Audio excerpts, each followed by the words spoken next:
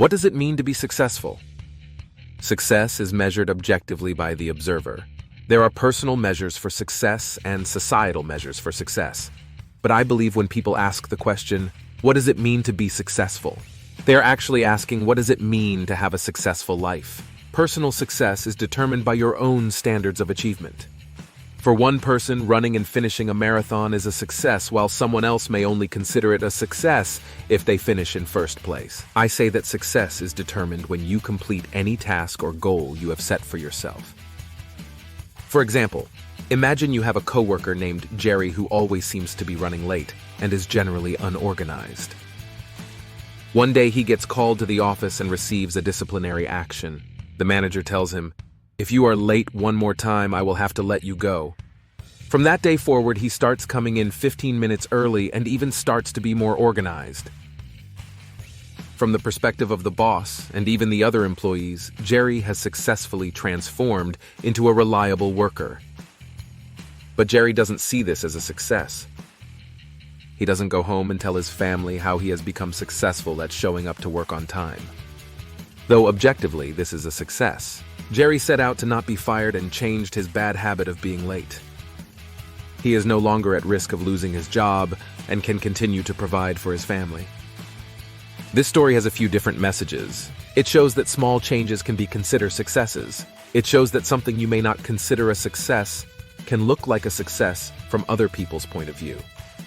Your actions can be someone else's success, i.e., the manager successfully gets Jerry to perform his duties. I put successfully in quotes because we all know managers tend to get credit for the work of others.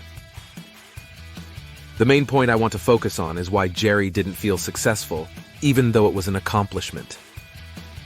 Jerry didn't count this as a success because he didn't set this goal for himself. We find that we only feel successful completing goals we set for ourselves. I don't know about anyone else, but I never felt a sense of accomplishment when I graduated from high school. On the other hand, I did feel accomplished when I got the highest grade on my biology test my sophomore year, and to complicate things a bit, I also got the highest grade on a written assessment in my English class, but I didn't feel a sense of success from this accomplishment. The reason I felt accomplished for one achievement and not the other, which was essentially the same achievement, has to do with the second requirement for feeling successful. The tasks set before you must be difficult to some degree. A hurdle needs to be made. Graduating high school was not a goal I set for myself, and honestly, it wasn't really hard to do. On the other hand, the biology test that I aced was the first test I had to study for because it was the first time I was at risk for failing a class. Prior to the test, I had a D. This test was weighted and would ultimately determine whether I passed or failed. The teacher didn't motivate me, and at the time, my parents didn't know I was at risk of failing. I made the personal decision that I would study for this test. Side note, I never studied for any other test, so this was a new thing for me. So when I passed with a 98% and the rest of the class had a mean of 70%, I was excited and felt I had succeeded.